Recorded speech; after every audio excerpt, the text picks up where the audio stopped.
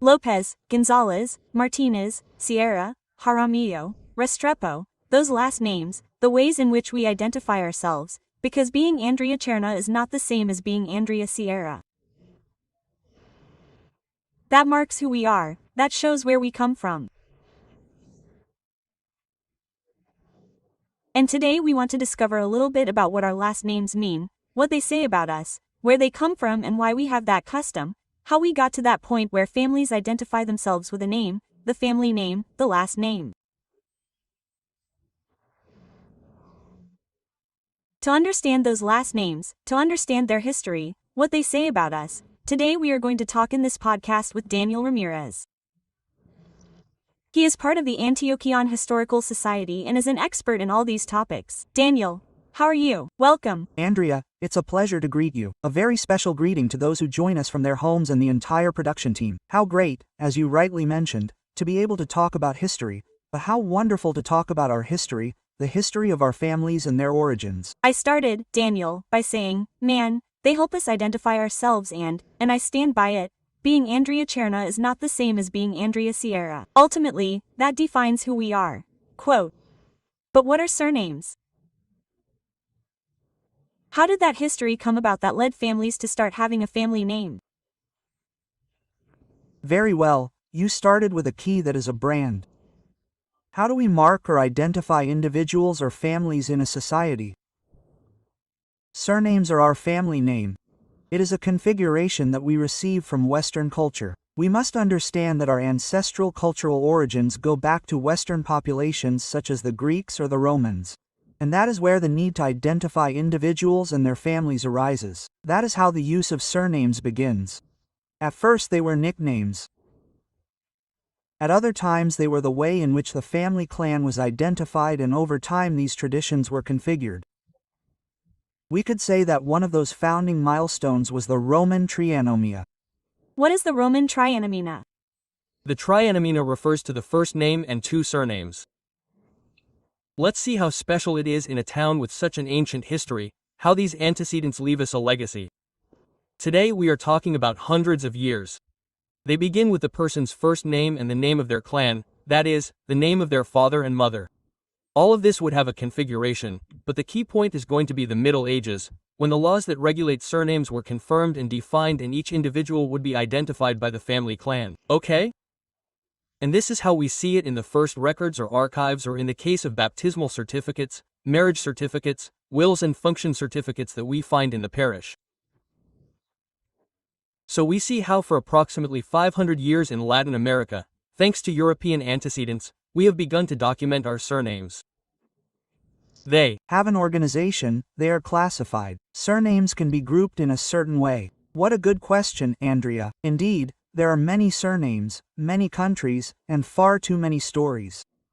So, for the purposes of analysis and research, surnames are grouped or classified by certain characteristics or types of origin. In other words, a surname can tell us about a nickname, a surname can tell us about a place where our family came from, or a surname can tell us about the profession of our ancestors or the name of our ancestors. I think a key exercise to encourage our viewers and listeners to do what we are going to talk about here is to analyze their own surnames, those of their relatives or friends. And tell us where they come from. So, if you were to pass me a piece of cake, I will use it. What are patronymic surnames and which ones fall into that classification? Very good. One characteristic of our surnames, which are Hispanic surnames, are patronymic surnames that come from the patron saint of the household, the pater familias. First, let's explain the figure. In ancient Rome, they spoke of the per familias, which is what we in Antioquia and many parts of Latin America know as the man of the house. It was not a figure of machismo, but rather referred to the legal representative of the home, and he was the one who gave his last name to his descendants. So, the patronymic surname is those patronymics that derive from the name of the founder of the family. Generally, when we pay attention to their homes, we identify them because they are those surnames that end in EZ and mean son of Ramírez, son of Ramiro, Hernandez, son of Hernando. Gonzalez, son of Gonzalo, and Alvarez, what does it mean? Son of Alvaro. Excellent. And so in their homes, each person identifies their patronymic surnames. Let's remember that they come from the founder of the family. It applies to a Lopez. What a good question, Andrea. Indeed, Lopez is a very old surname. Philologist Oscar Cuartas del Real reminds us when we analyze the grammatical forms of surnames, that all surnames that have to do with wolves are ancient. So, Lopez comes from the Latin lupus or from Lopeze, a very old name. So, Lopez, son of Lopez, which means son of wolf. Incredible. That's not. I think of all the times we've talked about it, the first time we've mentioned it. Toponyms.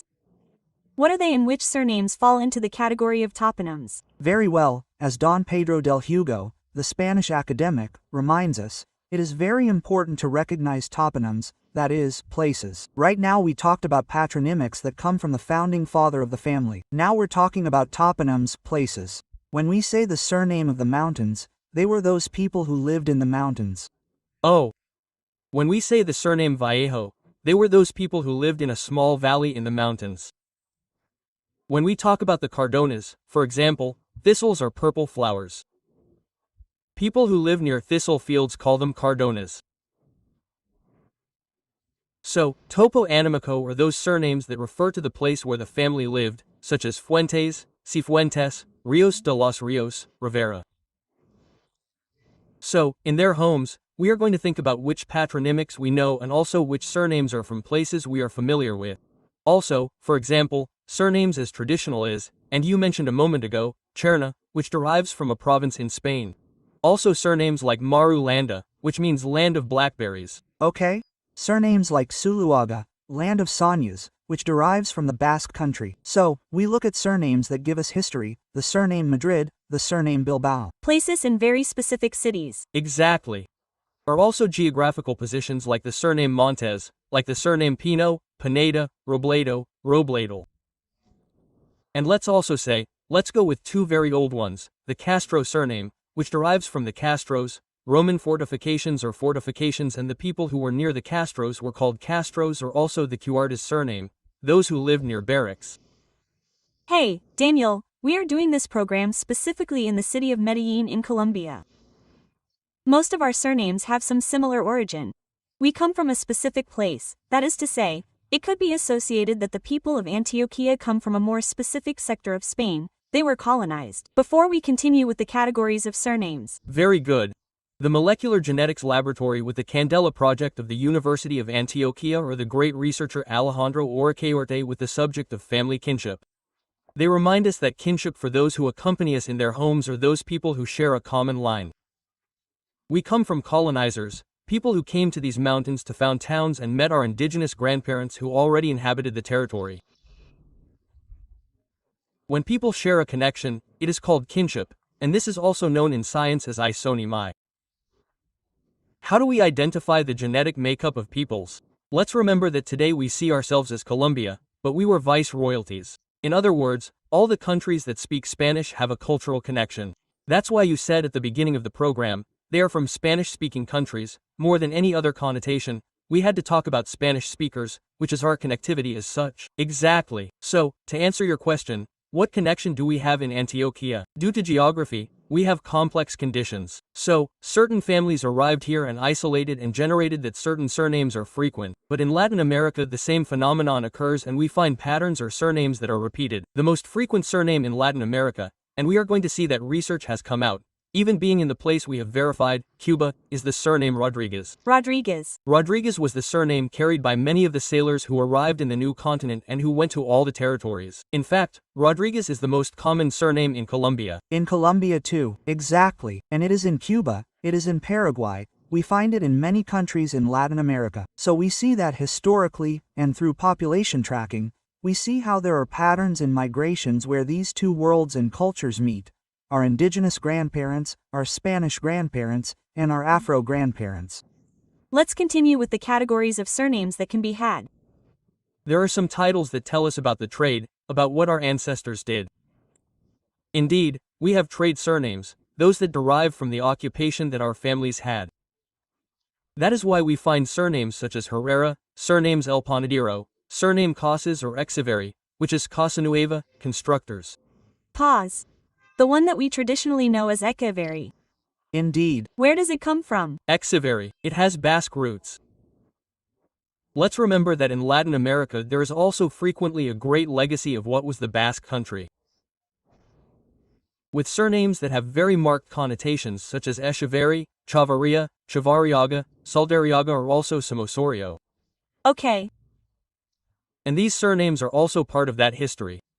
So, the common denominator of these occupational surnames is that they give us a nod to an occupation that the bearer or the family had. So we find the blacksmith, we find the Zapata, we find the Zapatero surname.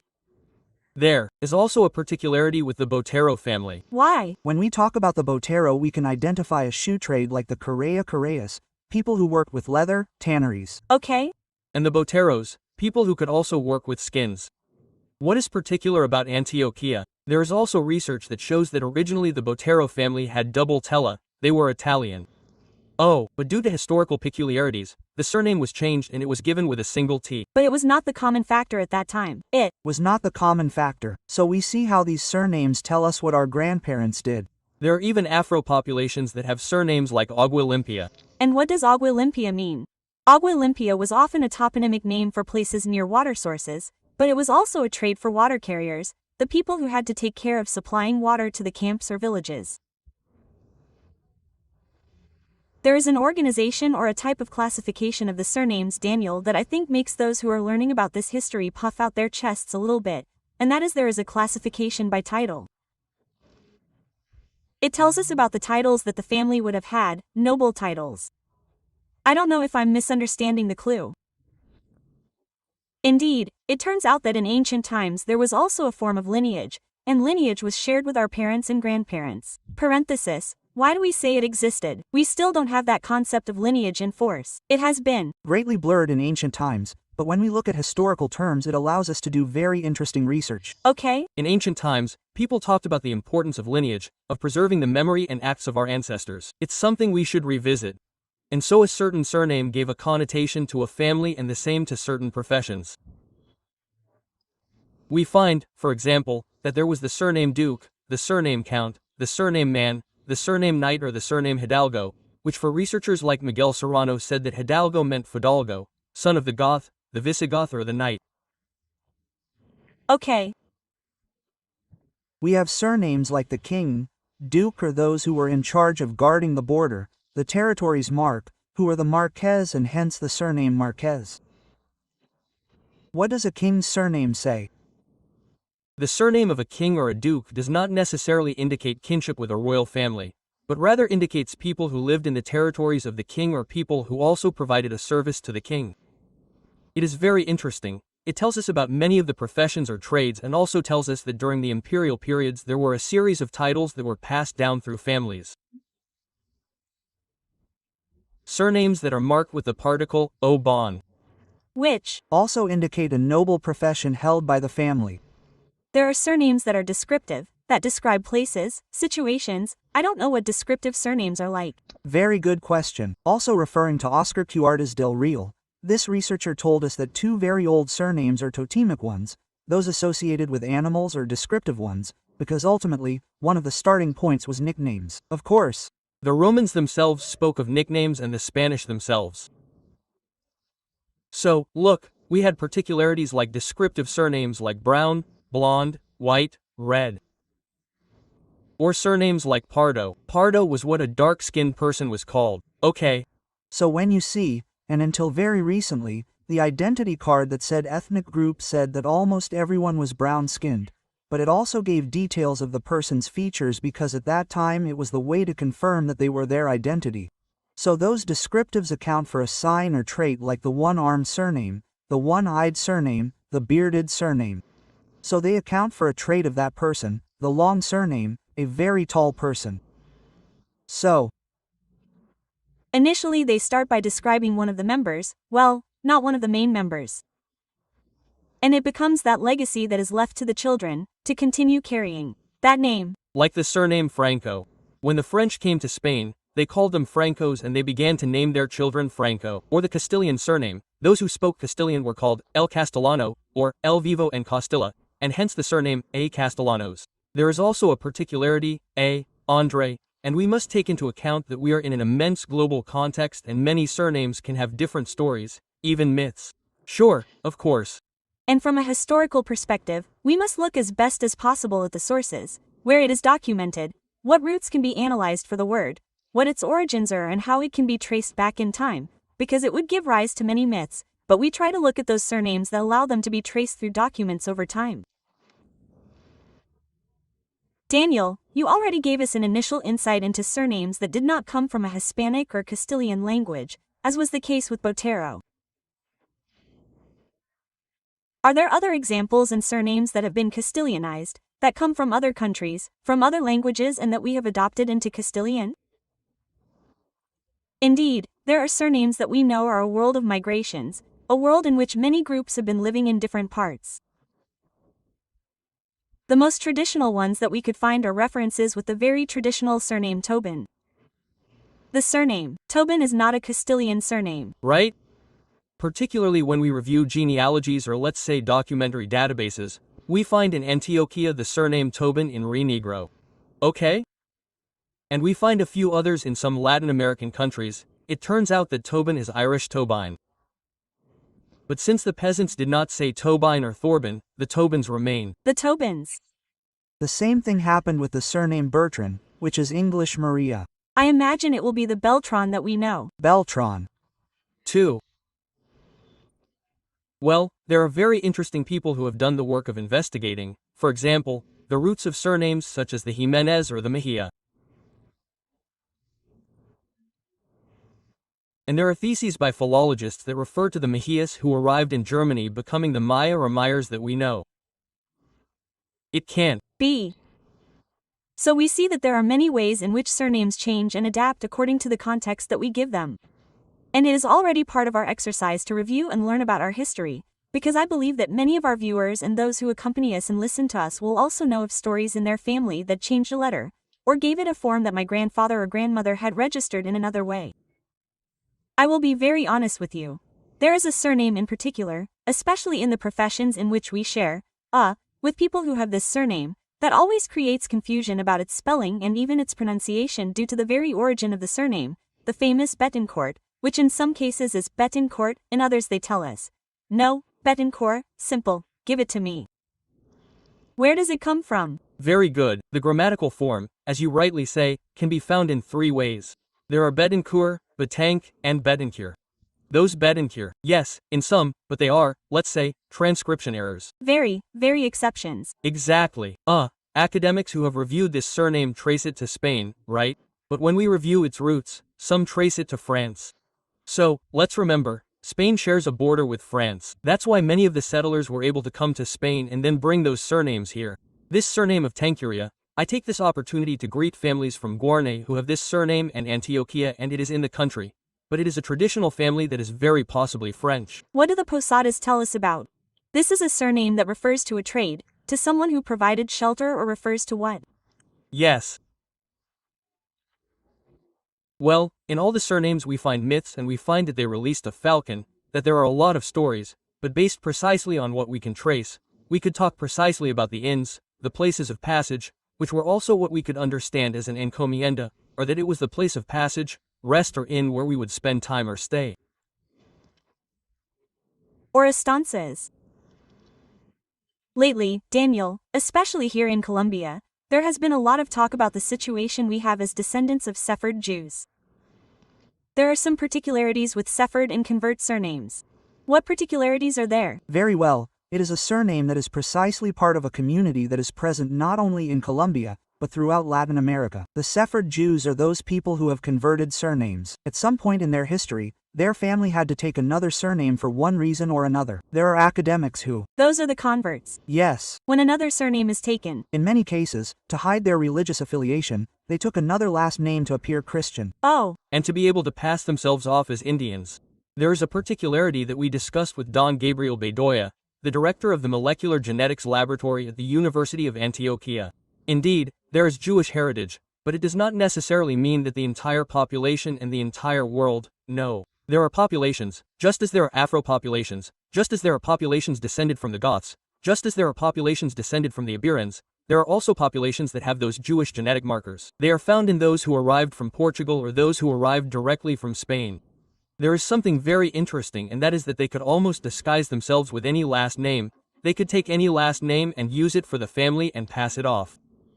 Occasionally we find that there are families that leave a nod in the grammar, in the way the word is written. Okay, the angel is normally found with a G, but if we find it with a J, it could possibly be a nod to a family of Jewish origin or that had passed through Portugal. Also surnames that refer to saints such as Santa Maria, San Julian, Santa Coloma. Okay, they Could be, not all of them. We also found the reference that if there is a Santa Maria, it could be the town of Santa Maria, that is, it would be a toponymico. So these are very variable surnames, but in some cases not all of them can have a Jewish origin. But there is a very good and very open invitation, Daniel, to specifically investigate that surname of the family that it refers to. That Santa Maria, for example. I assume that those who may be watching and listening to us may be concerned that my surname may arouse. Could it be that it refers to the place, or could it be that it refers to a conversion that my family had and to explore where we come from? What you mentioned is very important. In fact, an approach, because there are many works and there are works that need to be clarified, but I like them because they are a starting point. But let's say that in Antioquia Caldas it tells us about the Santa Maria. I also really like when I review Alejandro Reycart's Even the Vultures Have a Laugh because it talks about the presence of the Santa Maria family who were royalists, loyal to the King of Spain. Yes. and these families in particular would be the foundation of many municipalities. In fact, if we go to Jericho, it was founded by the Santa Maria family, who shared traditions with the Uribe families, with the Moreno family, with the Mejia family, with the Ortiz family. So we see that there is a very interesting and at the same time ancestral connection. There you mentioned 3 surnames of which you gave me a reference to one, but you left me in suspense about 2. The Uribes, where can I place them in those categories that we just made, and where can I place the Ortiz family? Well, Ortiz and Uribe may have a toponymic origin from places. They come from the north of Spain, from the Basque country. Both the Ortiz and the Uribes are Basque, and the Uribes in Antioquia in particular also arrived with a Hispanic tradition during the colonization and were present in Rio Negro and Santa Fe de Antioquia. So, in fact, in these hours that I mentioned to you just now, tell us a little bit about that family and how they held noble positions for Spain. The same as the Villegas family. The same as the Villegas family. Very interesting, Daniel. And indigenous or Afro-descendant surnames. This is very, very interesting and has a long and wide range. For those who are at home, we have spoken about the Hispanic surnames that came to us from Spain and allow us to classify families.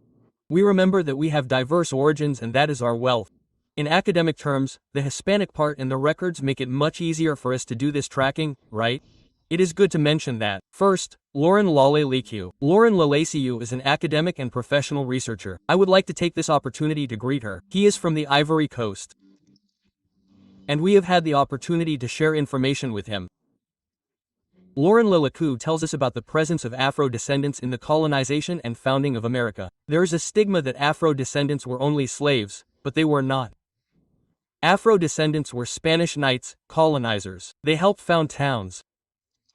They began growing wheat, they had merchandise, and they worked on trade routes, but we forget.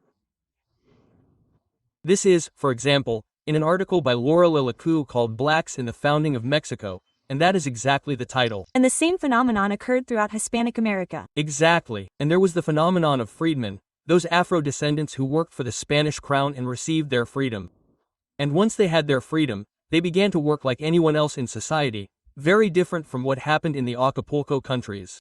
Yes, and we also find, for example, Mrs. Elisa Velasquez, who also refers us to these Afro populations, or Reynaldo Agredo, who in Bogotá has a very interesting summary in an article where he talks about these indigenous surnames and classifies them, and it is very nice because this is not found in other countries. Change in Latin America, many of the native peoples are preserved. It is not only if we look at Mexico, but also Peru, but also if we look at many territories that still preserve these native lineages.